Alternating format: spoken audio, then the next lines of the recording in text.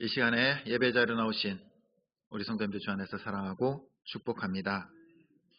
어떤 학생이요, 학교에서 행실이 좋지 않아서 이제 선생님이 이제 아버님을 불렀습니다. 아버지를 불렀습니다. 그리고 이제 선생님과 담임 선생님께서 이제 여러 가지 이야기를 나누고 또 상담을 했습니다. 그리고 끝에 이제 아버지가 선생님한테 이렇게 물어봅니다. 선생님, 우리 아들 학교 성적은 좀 어떻습니까? 라고 물어봅니다. 그랬더니 선생님이요, 다시 되묻는 겁니다. 뭐라고 되묻냐면, 아버님 학창 시절의 학교 성적은 어떠셨습니까? 물어보는 거예요. 아버지가 이제 머리를 끄적끄적을 해서 저는 그냥 형편 없었습니다. 그러자 그 선생님이 이렇게 말씀하셨습니다. 역사는 반복되는 것입니다. 역사는 반복되는 겁니다.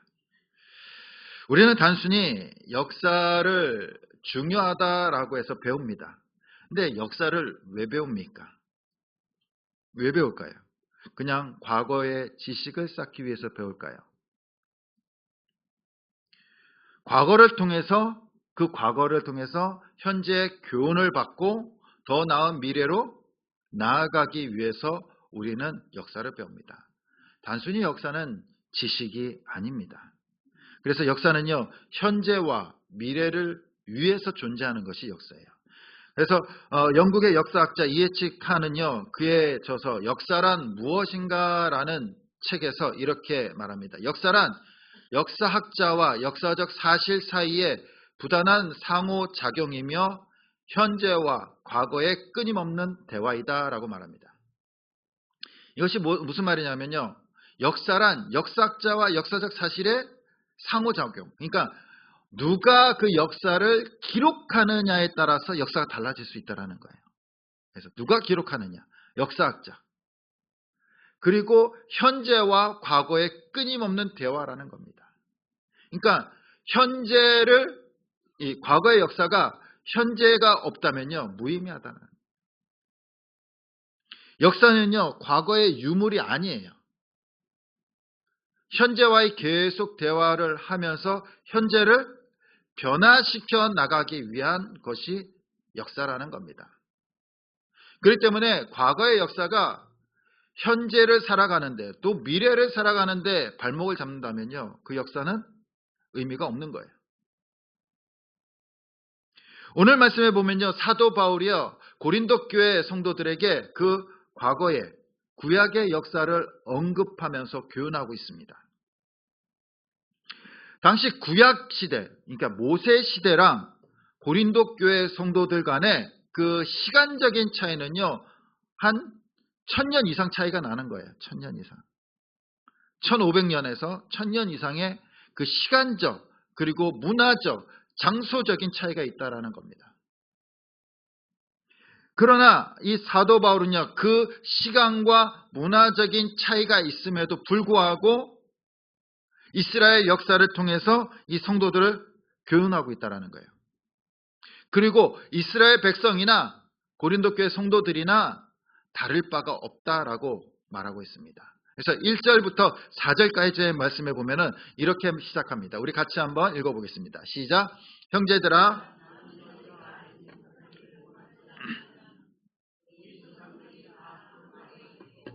바다 가운데로 지나며 모세에게 속하여 다 구름과 바다에 받고 다 같은 신령한 음식을 먹으며 다 같은 신령한 음료를 마셨으니 이는 그들을 따르는 신령한 반석으로부터 마셨음에 그 반석은 곧 그리스도시라. 아멘.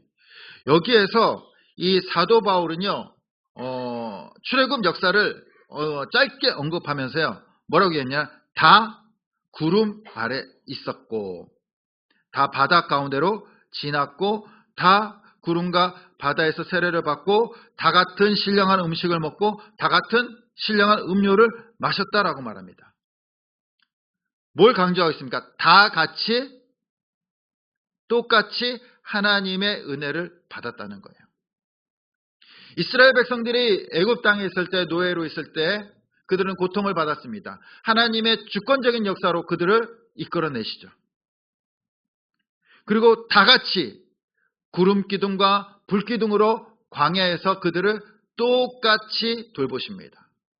그리고 다 같이 똑같은 음식을 주세요.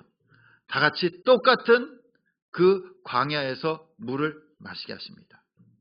그들 모두가 구원을 받았고요. 그들 모두가 똑같은 은혜를 경험했어요. 똑같은 은혜. 예외가 없다라는 겁니다. 예외가.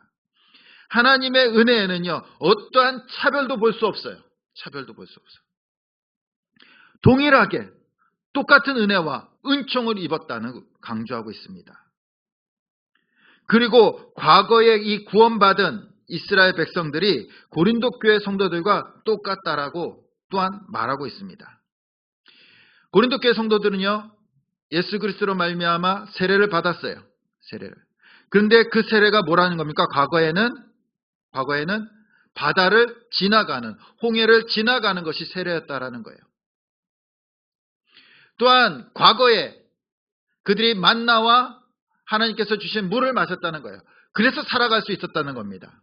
그런데 그것이 뭐라고요? 오늘날에 고린도 교회에서의 성도들에게 있어서 그 음식이, 물이 뭐라고 말하고 있습니까? 예수 그리스도의 살과 피라는 거예요. 살과 피.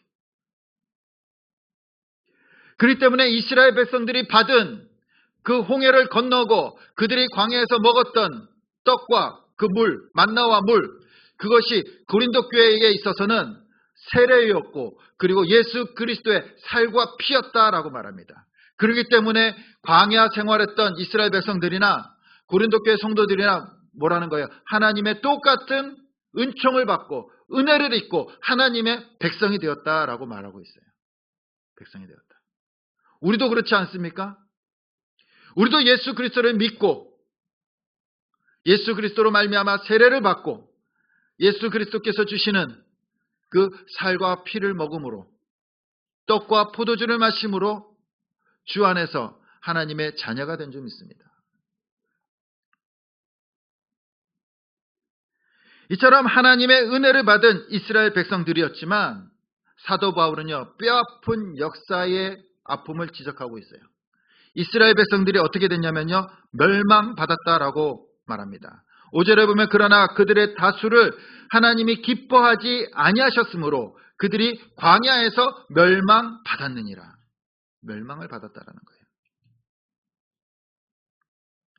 정말로 이해가 되지 않습니다. 그들은 다 구원을 받았어요. 애굽으로부터 구원을 받았습니다. 하나님께서 주시는 만나를 먹었고 물을 마셨어요. 불기둥과 구름기둥으로 광야 40년 동안을 살았습니다. 그런데 그들이 어떻게 됐다고요?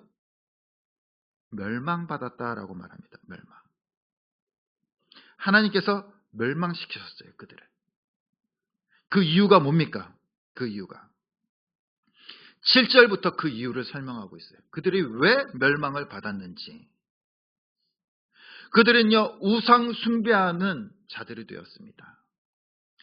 이것은 출애굽기 32장을 배경으로 하고 있는데 모세가 시내산에 올라가서 하나님 앞에 십계명을 받으려고 올라갑니다. 40일 동안 금식하면서 십계명을 받는데 그들이 밑에서, 이스라엘 백성들이 밑에서 모세를 기다리지 못해요. 많은 금들을 가져다가 금송아지를 만듭니다. 거기서 뛰놀고 춤을 추면서 우상 숭배를 해요. 그로 인해서 우상 숭배했던 3,000명이 죽임을 당하게 됩니다. 그뿐만이 아닙니다. 음행하다가 하루에 23,000명이 죽었다라고 말합니다. 이스라엘 백성들의 광야에서 모압 여인들을 만나요. 모압 여인들이 그들을 유혹합니다. 그리고 이스라엘 백성들이 단체로 모압 여인들과 음행을 저질러요. 그로 인해서 23,000명이 죽게 돼요.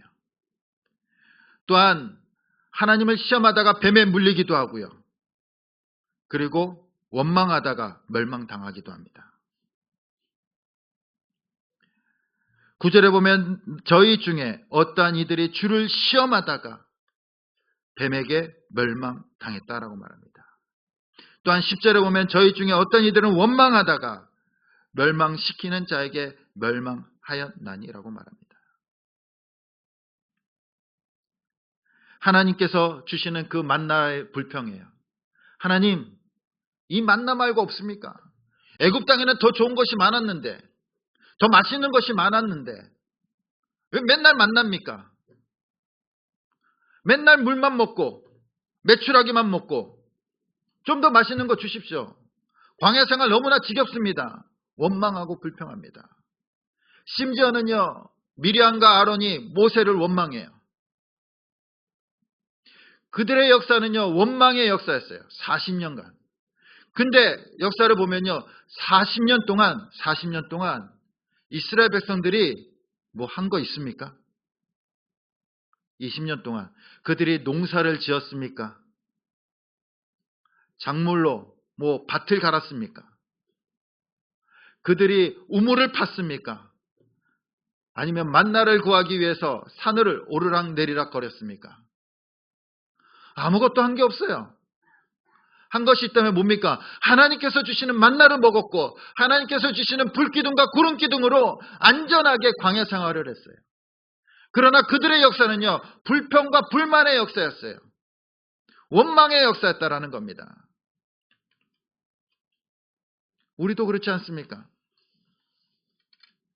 하나님께서 우리에게 모든 것을 베풀어 주셨는데 우리는 감사와 찬양보다는 원망하고 있지 않습니까? 내 삶이 힘듭니다. 내 삶이 어렵습니다. 내 마음이 시험에 들고 괴롭습니다. 이스라엘 백성들은 그 원망 가운데 어떻게 됩니까? 멸망받았다라고 말합니다. 원망했고 불평했고 음란했고 우상 숭배했던 자들은요, 하나님의 그 축복의 자리인 가나안 땅에 들어가지 못해요. 그들은 애굽으로서 구원은 받았지만 하나님께서 주실 약속의 축복을 받지 못하게 됩니다. 얼마나 불행합니까? 사도 바울은 고린도 교회 향해서도 그것을 경고하고 있는 거예요. 경고하고 있는 거예요. 너희가 예수 그리스도로 말미암아 구원 받았지 않느냐? 그런데 왜 아직까지 우상 숭배하느냐? 우상 숭배하느냐? 고린도 교회 성도들은 예수님 믿기 전에 우상을 숭배하는 자들이었어요. 근데 그 우상을 숭배하는 그 습관대로 교회를 섬기는 거예요. 습관대로 살아가는 겁니다. 버리지 못하고 여전히 우상을 숭배하고 있어요. 또한 심지어는 그 이방 땅에도 없던 음란이 그들 가운데 자행되고 있었어요. 근친상간. 또한 서로들을 원망합니다. 불평합니다. 자신의 그 신앙적인 지식이 더 뛰어나다고, 신학적인 지식이 더 뛰어나다고 자랑하면서 서로를 비방하면서 불평하고 불만하면서 원망하고 갈라지고 분열해요. 그것이 고린도 교회였다라는 겁니다. 그래서 사도 바울은 경고하고 있어요. 우상 숭배하지 마라. 음란하지 마라. 음행하지 마라. 그리고 불평하지 마라. 원망하지 마라. 원망하지 마라. 그들이 이스라엘 백성들이 그러다가 멸망당했다라고 경고하고 있는 겁니다. 경고하고 있어요. 본보기를 삼으라라고 말하고 있어요. 본보기를 삼으라. 그래서 바울은요, 이스라엘 역사를 통해서 구원받고 축복을 누리지 못하는 불행을 겪지 않도록 경고합니다. 그리고 12절에 이렇게 말합니다. 12절 말씀 우리 같이 한번 읽어보겠습니다. 시작.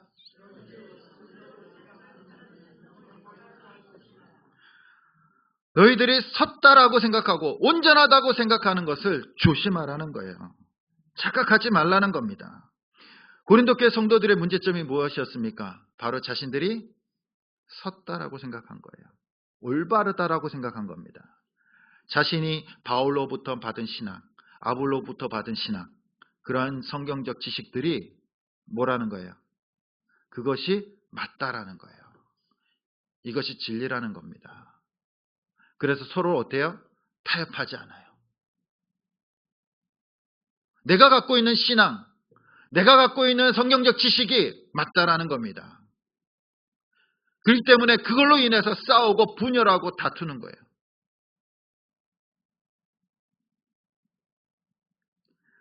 내가 완벽하고 이 정도면 됐어, 최고라고 하는 순간 조심하라는 거예요. 조심하라는 거예요. 우리가 편안할 때, 우리의 가정이 편안할 때 조심하라는 겁니다.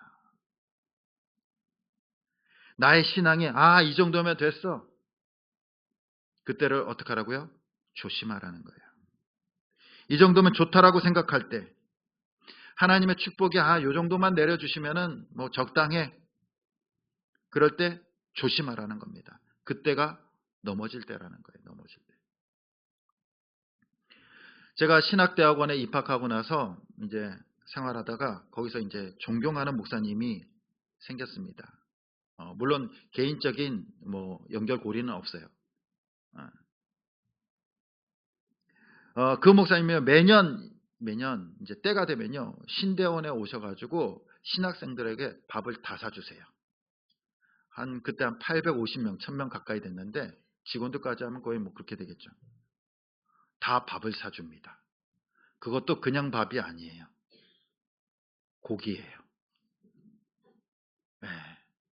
뭐 삼계탕, 이렇게 반계탕 이런 걸 다 사주세요. 어마어마하겠죠. 또 그것만 사주시는 것이 아니에요. 책도 한 권씩 사줍니다. 네. 그 신대원 때 가난한 전도사가 그 책 한 권 사려면요, 큰 맘 먹어야 되거든요. 네. 책도 사주시고요, 뭐 기념품들도 주세요. 그 목사님이 오실 때면요, 신학생들이요 막 들떠요. 기분이 좋죠. 너무 좋아요. 기다려집니다. 또 언제 오시나. 그 목사님은요 또 많은 책도 쓰셨어요. 주로 책의 주제는요, 이 죄와 영성, 기도에 대한 것이었어요. 주제가 너무 좋지 않습니까? 우리에게 필요하지 않습니까? 죄, 그리고 뭐 크리스찬의 영성, 그 다음에 이제 기도, 에 대한 책들을 많이 쓰셨어요. 정말 존경하는 목사님들 중에 하나였습니다. 그리고 얼마 전에, 몇 달 전이에요. 한 두세 달 전에, 그 목사님이 이제 연세가 이제 은퇴하실 때가 됐다라는 생각이 갑자기 든 거예요. 그래서 지금 어떻게 계신가 이제 홈페이지를 찾아서 들어갔어요, 교회. 근데 계시지 않는 겁니다. 갑자기 얼마 전에 은퇴를 하신 거예요. 책도 많이 쓰시고 또 교계에 많은 영향도 있고 교회도 굉장히 큰 교회였어요. 그래서 소식을 알 수 없어가지고 친구 목사님 중에 한 분이 그 교회에서 이제 오랫동안 하셨던 분이 계세요. 그리고 얼마 전에 이제 개척을 하셨는데 물어봤어요. 어떻게 됐냐고 물어보니까 조용히 얘기하더라고요. 불륜으로 인해서 조용히 은퇴하셨다고. 너무나 충격적이었어요. 평생을 죄와 영성, 그 다음에 기도를 강조하면서, 네? 그리고 수많은 책들을 쓰셨는데 적지 않은 충격이었습니다. 네, 충격이었어요. 조용히 은퇴하신 거예요. 아무도 모르게. 그 목사님 뿐이겠습니까? 우리는 어떻습니까? 우리도 언제든지 넘어질 수 있어요. 근데 우리는 마치 넘어지지 않을 것처럼 우리는 살아간다라는 겁니다. 넘어지지 않을 것처럼. 항상 지금이 좋으면요, 조심해야 돼요. 운동선수들이 언제 부상당하는지 아십니까? 컨디션 좋을 때. 컨디션 좋을 때 자기 페이스 이상으로 뛰기 시작해요. 그러면요 100% 부상당합니다. 부상당해요. 교회도 언제 조심해야 됩니까? 부흥할 때 조심해야 돼요. 그래서 우리 교회 지금 조심할 때예요. 조심할 때예요. 그렇지 않습니까? 네, 조심할 때예요. 가정은 언제 조심해야 됩니까? 어려우면요, 가정이 힘들면요, 오히려 가족들이 겸손하게 하나가 돼요. 뭉칩니다. 근데 잘 나갈 때 조심해야 돼요.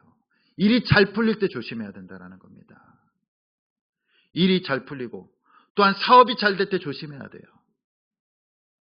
자녀가 잘 될 때 조심해야 됩니다.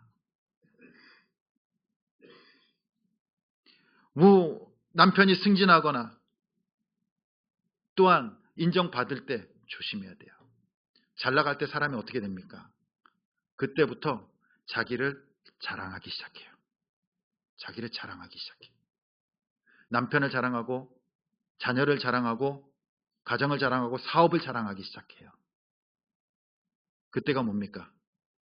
넘어진다라는 거예요. 넘어진다라는 거예요. 구원의 은혜를 받고 하나님의 자녀가 됐어도 언제든지 넘어질 수 있다라는 거예요. 나는 내가 든든히 서 있다라고 자신할 수 있어요. 이 정도 신앙이면 내가 성경도 몇 권 읽고 기도도 열심히 하고 교회 생활도 열심히 하고 봉사도 열심히 하고 이 정도면 됐어 라는 순간 그때가 넘어질 때라는 겁니다. 넘어질 때.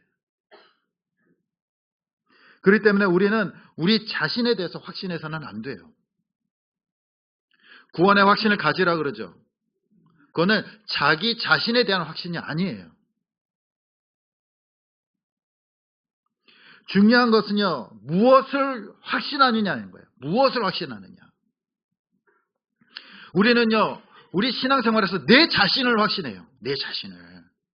이 정도 신앙이면 됐다라고 자신합니다. 확신해요. 우리 가정도, 우리 사업도, 직장도 이 정도면 됐다라고 확신을 해요.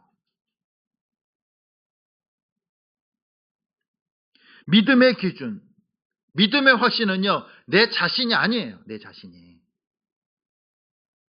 우리는 내 자신이 아니라 무엇을 확신해야 됩니까? 하나님을 확신해야 되는 거예요. 하나님께서 주신 말씀을 확신해야 된다는 겁니다. 그런데 많은 성도들이 하나님에 대한 말씀을 확신하는 것이 아니라 자기 자신을 확신하고 있어요. 그것을 믿음으로 착각하고 있어요. 그건 믿음이 아니에요. 그건 교만입니다. 교만이에요. 그것이 우리를 넘어뜨리게 하는 거예요. 이 정도 신앙이면 됐지, 이 정도 성경 지식이면 됐지, 이 정도 기도했으면 됐지, 이 정도 봉사했으면 됐지. 아니, 이전에도 내가 얼마나 많이 했는데. 자기 자신을 확신하는 순간 그 사람은 하나님의 축복에서 멀어지고요. 넘어진다라는 거예요. 넘어진다라는 거예요. 우리가 확신해야 될 것은 내 상태, 내 배경, 내 지식, 내 신앙이 아니라 하나님의 말씀을 확신해야 될 줄 믿습니다. 하나님의 신실하심을 확신하는 거예요. 그럴 때 우리는 모든 유혹과 시험을 이기게 될 줄 믿습니다. 그래서 사도 바울이 13절에 이렇게 말하는 거예요. 우리 같이 한번 읽어보겠습니다. 13절 말씀입니다. 시작.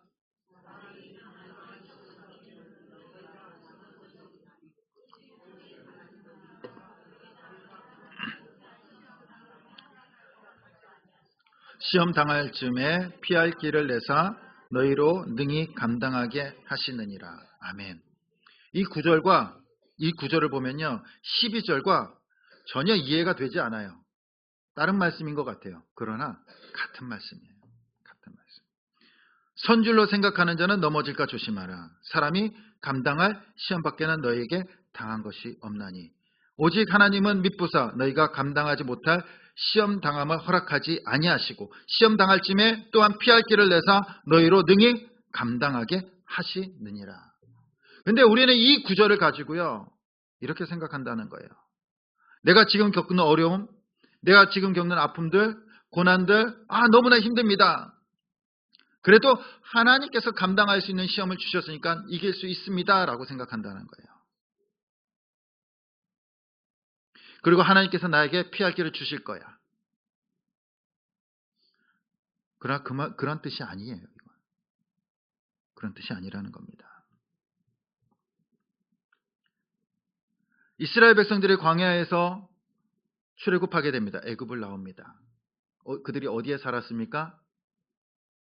광야에서 40년간 살게 되죠. 그 광야는 누가 주신 겁니까?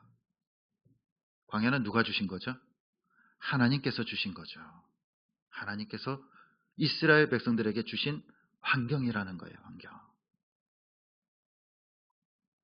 또한 그들이 배고프고 먹을 것이 없었을 때 뭘 주십니까? 만나와 메추라기를. 또한 추울 때 불기둥을, 더울 때 구름기둥을 주시죠. 무엇을 주십니까? 피할 길을 주시죠.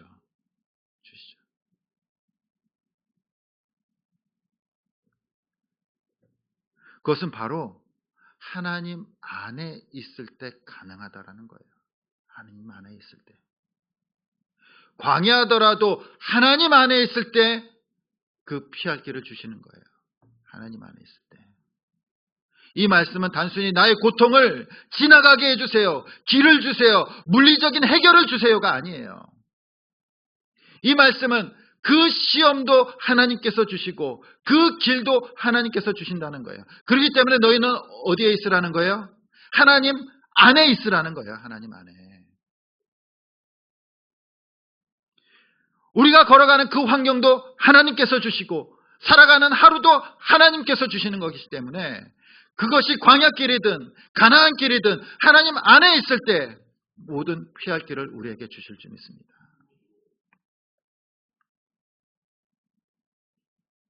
내가 이기는 것이 아니라 어떤 물리적인 기적을 베풀어 주시는 것이 아니라 하나님 안에 있을 때 피할 길을 보게 된다는 거예요. 그 피할 길이 뭡니까? 피할 길이 뭡니까? 예수 그리스도예요. 예수 그리스도. 하나님이 곧 우리의 피할 길이라는 거예요.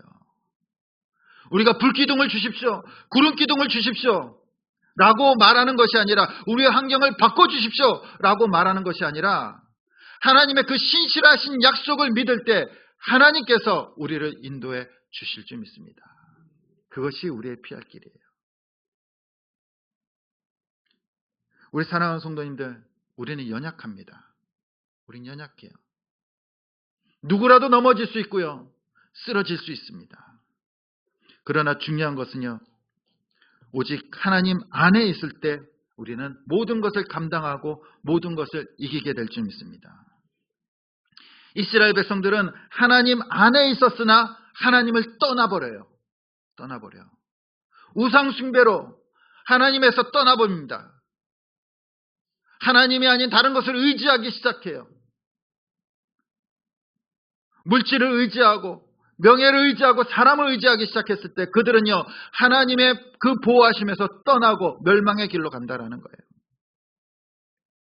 또한 음란으로 원망으로 하나님께로부터 마음이 떠났을 때 그들은요 하나님께서 주시는 그 축복을 누리지 못하는 거예요. 구원은 받았으나 축복을 누리지 못한다는 겁니다. 사도 바울은 우리에게 이 역사가 반복되지 않도록 주님 안에 있으라고 권면하는 겁니다. 이 역사가 반복되지 않도록. 역사가 왜 반복이 됩니까? 인간의 본질은요, 다르지 않아요. 인간의 본질은. 지금 우리나, 현대를 살아가는 우리나, 100년 전, 1000년 전, 2000년 전, 사람이 다른 것 같습니까? 사람이 다른 게 아니라 환경이 다른 거예요. 문화가 다른 거예요. 인간의 그 본성은요, 똑같아요. 어떤 본성을 가지고 있습니까? 자기 중심적인 본성. 이익. 나에게 이익이 되는 거. 그리고 돈을 좋아하고 명예를 좋아하는 거. 뭐 예나 지금이나 똑같지 않습니까? 틀립니까? 똑같다는 거예요. 인간의 본질과 본성이 똑같기 때문에 역사는 어떻다고요? 반복되는 거예요. 그래서 역사는 반복되는 거예요. 과거의 전쟁사를 보든 나라의 역사들을 세계 역사를 보면요. 어떻게 해요? 똑같이 돌아가요. 왜 그렇습니까? 인간의 본성이 똑같기 때문에. 이제 사도 바울은 그 역사의 반복, 불행한 역사, 죄가 역사의 방법을 어떻게 하라고요? 과거의 역사를 통해서 끊어버리라는 거예요. 끊어버리라. 그 끊을 수 있는 방법이 예수 그리스도인 줄 믿습니다. 하나님 안에 거하는 거예요. 죄의 길이 아닌 주님의 길에 서 있을 때 우리는 그 죄의 역사, 불행의 역사, 구원받았지만 축복을 누리지 못한 그 역사를 끊어버리고 하나님께서 주시는 참된 축복의 역사의 길로 걸어가게 될 줄 믿습니다.